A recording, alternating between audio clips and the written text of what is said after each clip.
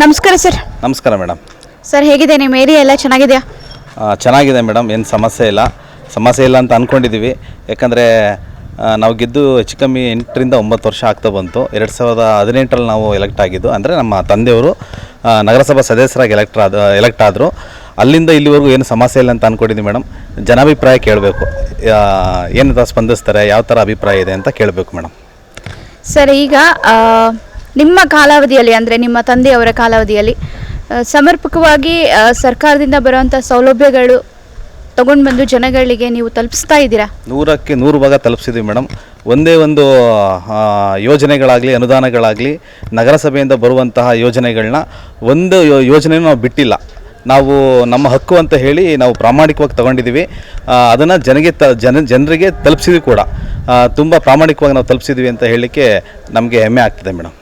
Sir ಈಗ ಜನ ಇಂಥ ಸಮಸ್ಯೆ ಇದೆ ಅಂತ ಮನವಿ ತಗೊಂಡು ಬರ್ತಾರಲ್ವಾ? ಸೊ ಇಲ್ಲಿವರೆಗೂ ನಿಮಗೆ ಯಾವ ರೀತಿ ಜನಗಳು ಆ ಥರ ಮನವಿ ತಗೊಂಡು ಬಂದಿದ್ದಾರೆ?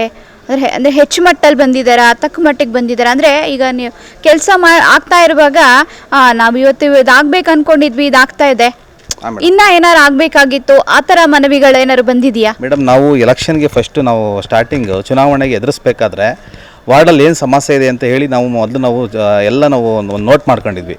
ಸುಮಾರು 100ರಿಂದ 150 ಸಮಸ್ಯೆಗಳು ನಮಗೆ ಎದುರಾಗಿದ್ವಿ. ಅದನ್ನು ನಾವು ಹಂತವಾಗಿ ಬಗೆಹರಿಸಬೇಕು ಅಂದಾಗ ನಮಗೆ ಮಧ್ಯದಲ್ಲಿ 2020ರಲ್ಲಿ ಕೊರೋನಾ ಎದುರಾಯಿತು. ಆ ಕೊರೋನಾ ಟೈಮಲ್ಲಿ 2 ವರ್ಷ ನಮಗೆ ಕೆಲಸ ಮಾಡೋಕ್ಕೆ ಅವಕಾಶ ಆಗಲಿಲ್ಲ. ಅದಾದ ನಂತರ ಸರ್ಕಾರದಿಂದ ಏನು ಅನುದಾನ ಬರ್ತದೆ, ಅಂದರೆ ನಗರಸಭೆ ವ್ಯಾಪ್ತಿಯಲ್ಲಿ ಏನು ಅನುದಾನ ಬರ್ತದೆ ಅದನ್ನು ನಾವು ಸಮರ್ಪಕವಾಗಿ ಬಳಸ್ಕೊಂಡಿದ್ದೀವಿ. ಸಮಸ್ಯೆ ಅಂತ ನಾವು ಜನಗಳನ್ನ ನಾವು ಕೇಳ್ತಾನೆ ಇರಲಿಲ್ಲ. ಅವ್ರ ಮನೆ ಮುಂದೆ ರೋಡ್ ಸರಿ ಇಲ್ಲ ಅಂತಾರೆ, ರಸ್ತೆ ಮಾಡಿಸೋದು, ಚರಂಡಿ ಸರಿ ಇಲ್ಲ ಅಂತಾರೆ ಚರಂಡಿ ಮಾಡಿಸೋದು, ಮತ್ತೇನಾದರೂ ಬೀದಿ ದೀಪಗಳದ್ದು ಏನಾದರೂ ಸಮಸ್ಯೆ ಆಯಿತು ಅಂತಂದರೆ ನಾವೇ ವಾಲಂಟಿಯರ್ಗೆ ಮಾಡಿಸೋದು.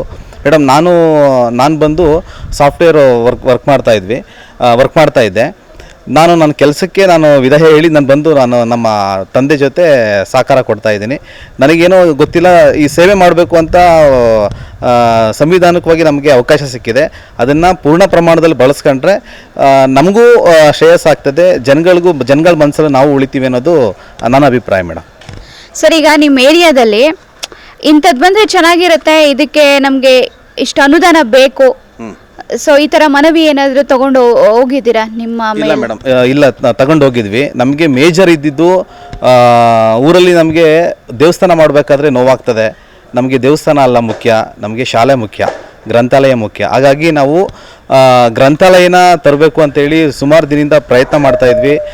ಹಿಂದೆ ಇದ್ದಂತಹ ಶಾಸಕರಾಗಲಿ ಮತ್ತು ಈಗಿನ ಶಾಸಕರಾಗಲಿ ನಮಗೆ ಕೆಲಸವನ್ನು ಮಾಡಿಕೊಟ್ಟಿದ್ರು. ಹಿಂದೆ ಗ್ರಾಂಟೆಲ್ಲ ತರಬೇಕಾದ್ರೆ ನಮಗೆ ಅನುಕೂಲ ಮಾಡಿಕೊಟ್ಟಿದ್ರು.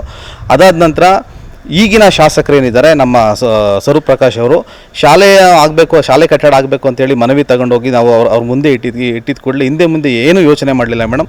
ಮೊದಲು ಶಾಲೆ ಆಗಬೇಕಾ, ಎಷ್ಟು ಗ್ರಾಂಟ್ ಬೇಕು ಅಂತೇಳಿ ಇಮಿಡಿಯೇಟ್ 2 ಬಿಲ್ಡಿಂಗ್ ನಮಗೆ ಸ್ಯಾಂಕ್ಷನ್ ಮಾಡಿ ಆಲ್ರೆಡಿ ಕಟ್ಟಡ ಶುರು ಆಗ್ತದೆ ಮೇಡಮ್. ಶಾಲೆ ಒಂದು ಕನಸು, ನಮ್ಮ ವಾರ್ಡಲ್ಲಿ ಶಾಲೆ ಆಗಬೇಕು ಅನ್ನೋದು ನಮ್ಮದು ದೊಡ್ಡ ಕನಸು. ಯಾಕಂದರೆ ನಾವೆಲ್ಲ ಅದೇ ಶಾಲೆಯಲ್ಲಿ ಓದಿ ಬೆಳೆದವರು. ಆ ಶಾಲೆ ಮಳೆ ಬಂದು ಹಾನಿ ಆಗಿತ್ತು, ಮಳೆ ಬಂದು ಬಿದ್ದೋಯ್ತು ಅಂತಂದರೆ ನಮಗೆ ನಮ್ಮನೆ ಬಿದ್ದೋದಷ್ಟೇ ನೋವಾಗ್ತದೆ. ನಮಗೆ ಶಾಲೆ ಒಂದು ಆಗಬೇಕು ಅಂತ ಒಂದು ಕನಸಿತ್ತು, ಆ ಕನಸು ನೆರವೇರ್ತಾ ಇದೆ. ಅದು ನಮ್ಮ ಕಾಲಘಟ್ಟದಲ್ಲಿ ನೆರವೇರ್ತಿದೆ ಅಂತ ಹೇಳಲಿಕ್ಕೆ ನಮಗೆ ಹೆಮ್ಮೆ ಆಗ್ತದೆ ಮೇಡಮ್. ಸರ್ ಈಗ ನಮ್ಮ ಏರಿಯಾ ಮುಂದೆ ಇನ್ನೂ ಹಿಂಗಿದ್ರೆ ಚೆನ್ನಾಗಿರುತ್ತೆ, ಏನಾದರೂ ಒಂದು ವಿಷನ್ ಇದೆಯಾ ನಿಮಗೆ? ತುಂಬ ಇದೆ ಮೇಡಮ್. ನಾವು ಅನ್ಕೋತೀವಿ ನಾವು ನಮ್ಮ ಏರಿಯಾ ಸಿಂಗಾಪುರ್ ಮಾಡಬೇಕು, ಅದು ಮಾಡಬೇಕು ಅಂತ. ನಮಗೆ ತುಂಬ ಇನ್ನೂ ಆಸೆ ಇದೆ, ಏರಿಯಾನ ತುಂಬ ಡೆವಲಪ್ ಮಾಡಬೇಕು ಅಂತ. ಇಲ್ಲಿ ನೀವು ಹಿಂದೆ ಒಂದು 8 ವರ್ಷದಿಂದ ನೀವು ಕ್ಯಾಮ್ರಾ ಇಟ್ಕೊಂಡು ಬಂದಿದ್ದಾರೆ, ಬರೀ ಜಲ್ಲಿ ರೋಡ್ಗಳು ಕಾಣ್ತಾ ಇದ್ದೋ. ಇಲ್ಲಿ ಜಲ್ಲಿ ರೋಡ್ಗಳು, ಮಡ್ ರೋಡ್ಗಳು, ಗಾಡಿ ಹೋಗಕ್ಕೆ ಆಗ್ತಿರಲ್ಲ, ಕಂಜೆಸ್ಟ್ ಏರಿಯಾಗಳು. ನೀವು ಬರೀ ಕ್ಯಾಮ್ರಾ ಇಟ್ಕೊಂಡು ಹೋಗಿ ಎಲ್ಲಿ ನೋಡಿದ್ರು ಬರೀ ಕಾಂಕ್ರೀಟ್ ಮಯ ಆಗಿದೆ. ಯಾಕಂದರೆ ಮೂಲಭೂತ ಸೌಕರ್ಯಗಳು, ಕಟ್ಟಡ ಕಟ್ಟೋದು ಮೂಲಭೂತ ಸೌಕರ್ಯ ಅಲ್ಲ. ನಮಗೆ ಬೇಸಿಕಲಿ ಏನು ಬೇಕು, ರೋಡ್ ಬೇಕು, ನೀರು ಬೇಕು, ಬೀದಿ ದೀಪ ಬೇಕು. ಅದಾದ ನಂತರ ಜನಗಳಿಗೆ ಏನಾದರೂ ಸಮಸ್ಯೆ ಆಯಿತು ಅಂದರೆ ಸ್ಪಂದಿಸಬೇಕು. ಬೇರೆ ಏನಾಗಿರ್ಬೋದು, ಎಜುಕೇಷನ್ ಬಗ್ಗೆ ಆಗಿರ್ಬೋದು, ಈ ಮಕ್ಕಳಿಗೆ ಸ್ಕಾಲರ್ಶಿಪ್ ಎಲ್ಲ ಬರ್ತದೆ, ಅದೆಲ್ಲ ಅವ್ರಿಗೆ ಗೊತ್ತೇ ಇರಲ್ಲ. ತಂದೆ ತಾಯಿಗಳು ಅವ್ರವ್ರ ಕೆಲಸಗಳಲ್ಲಿ ಬ್ಯುಸಿಯಾಗಿರ್ತಾರೆ, ಅವ್ರಿಗೆ ಗೊತ್ತಿರಲ್ಲ ಸ್ಕಾಲರ್ಶಿಪ್ ಈ ಥರ ಸ್ಕೀಮ್ ಇದೆ ಅಂತಲೇ ಗೊತ್ತಿರಲ್ಲ. ಅದನ್ನೆಲ್ಲ ಸ್ಕೂಲಲ್ಲೂ ಹೇಳಲ್ಲ ಕೆಲವೊಂದು ಸರ್ಕಾರಿ ಶಾಲೆಗಳಲ್ಲಿ. ಅದನ್ನು ನಾವು ತಲುಪಿಸೋಕ್ಕೆ ನಾವು ಪ್ರಾಮಾಣಿಕವಾಗಿ ಕೆಲಸ ಮಾಡಿದ್ದೀವಿ. ಅನಂತರ ಕೆಲವು ಬೀದಿ ವ್ಯಾಪಾರಿಗಳಿಗೆ ಅವ್ರಿಗೆ ಲೋನ್ ಕೊಡ್ತಾರೆ. ಆ ಲೋನ್ ಬಗ್ಗೆನೂ ಅರಿವಿರಲ್ಲ ಅವ್ರಿಗೆ, ನಮಗೆ ಈ ಥರ ಲೋನ್ ಸಿಗುತ್ತೆ ಅಂತ. 10 ಸಾವಿರ ಲೋನ್ ಸಿಗ್ತದೆ, ಮತ್ತು ಅವ್ರಿಗೆ ಅದನ್ನು ಸಬ್ಸಿಡಿ ಅಂತಲೇ ಕೊಡ್ತಾರೆ. ಮತ್ತು ಸಣ್ಣ ಉದ್ಯಮ ಮಾಡೋದಕ್ಕಿಂತ 1.5 ಲಕ್ಷ ಕೊಡ್ತಾರೆ. ಪರಿಶಿಷ್ಟ ಜಾತಿ ಪರಿಶಿಷ್ಟ ಪಂಗಡದವ್ರು ಏನಿದ್ದಾರೆ ಅವ್ರಿಗೆ 1.5 ಲಕ್ಷ ಅಮೌಂಟ್ ಕೊಡ್ತಾರೆ. ಅದು ಸಹ ಅರಿವಿರಲ್ಲ.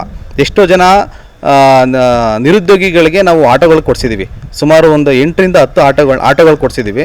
ಒಂದು ತಿಂಗಳಿಗೆ 15,000 ರೂಪಾಯಿ ದುಡಿತಾರೆ. ಒಂದು ಸಂಸಾರ ನಡೆಸೋಕ್ಕೆ ಸಾಕು 15,000 ಆಯಿತಾ. ಮತ್ತು ಕ್ಯಾಬ್ಗಳು ಬರೋದು, ಮತ್ತು ಸ್ಲಮ್ ಬೋರ್ಡಿಂದ ನಮ್ಮ ಸ್ನೇಹಿತರು ಯಾರು ಹೇಳ್ತಾಯಿದ್ರು, ನಾನು ನೋಡಿದೆ, ನಮ್ಮ ಸ್ಲಮ್ ಬೋರ್ಡಿಂದ ಮನೆಗಳು ಕಟ್ಟೋದಕ್ಕೆ ಅಂತೇಳಿ 50 ರಿಂದ 58 ಮನೆಗಳನ್ನ ನಾವು ಅಟ್ ಎ ಟೈಮ್ ಸ್ಯಾಂಕ್ಷನ್ ಮಾಡಿಸಿದ್ವಿ.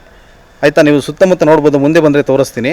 58 ಮನೆಗಳು ಕೊಳಚೆ ನಿರ್ಮೂಲನಾ ಮಂಡಳಿಯಿಂದ ನಮ್ಮ ವಾರ್ಡ್ಗೆ ಸ್ಯಾಂಕ್ಷನ್ ಆಗಿ ಆರಾಮಾಗಿ ಸಂಸಾರ ಮಾಡ್ತಾಯಿದ್ದಾರೆ ಮೇಡಮ್, ಜೀವನ ಮಾಡ್ತಾಯಿದ್ದಾರೆ. ಅದು ನಮಗೆ ಹೆಮ್ಮೆ ಇದೆ ಮೇಡಮ್. ಸರ್, ಈಗ ನಿಮಗೆ ಎಲ್ಲ ಇಲಾಖೆಯವರು ಅಷ್ಟೇ ನೀಟಾಗಿ ಸ್ಪಂದಿಸ್ತಾರೆ ಮೇಡಮ್. ಯಾಕಂದರೆ ಇಲಾಖೆಗಳು ನಾವು ಯಾವ ಥರ ಅಪ್ರೋಚ್ ಮಾಡ್ತೀವಿ ಅದ್ರ ಮೇಲೆ ಅವರು ಡಿಪೆಂಡ್ ಆಗುತ್ತೆ. ನಾವು ಸುಮ್ಮನೆ ಕಾಟಾಚಾರಕ್ಕೆ ಹೋಗಿ ಮಾಡಿಕೊಡಿ ಅಂತ ಆಗಲ್ಲ. ನಮಗೆ ಬೇಕೇ ಬೇಕು ಅಂತ ಹೇಳಿ, ಯಾಕಂದ್ರೆ ನಮ್ಮ ಜವಾಬ್ದಾರಿ. ಜನಗಳು ಮಾಡೋಕ್ಕಾಗಲ್ಲ ಕೆಲಸ ಅಂತ ನಮ್ಮ ಪ್ರತಿನಿಧಿ ಮಾಡಿರ್ತಾರೆ. ನಮ್ಮ ಜವಾಬ್ದಾರಿ ನಾವು ಟೇಬಲ್ ತಟ್ಟಿ ನಮಗೆ ಮಾಡಿಕೊಡ್ಲೇಬೇಕು ಅಂತ ಹೇಳಿ ಮಾಡಿಕೊಡ್ದೆ ಹೋದಾಗ ನಾವು ಮುಂದೆ ಧರಣಿ ಮಾಡಿರೋದು ಉದಾಹರಣೆಗಳಿದ್ದಾವೆ. ಅವ್ರ ಮುಂದೆ ನಾವು ಬೆಳಗ್ಗೆ 10 ಗಂಟೆ ಕೂತು ಮಧ್ಯಾಹ್ನ 3 ಗಂಟೆವರೆಗೂ ನಾವು ಅವ್ರ ಟೇಬಲ್ ಮುಂದೆ ಕೂತ್ಕೊಂಡು ಕೆಲಸ ಆಗೋವರೆಗೂ ಆದಮೇಲೆ ಎದ್ದು ಬಂದಿದ್ದೀವಿ. ಅದು ಸುಮಾರು ಉದಾಹರಣೆಗಳಿದ್ದಾವೆ.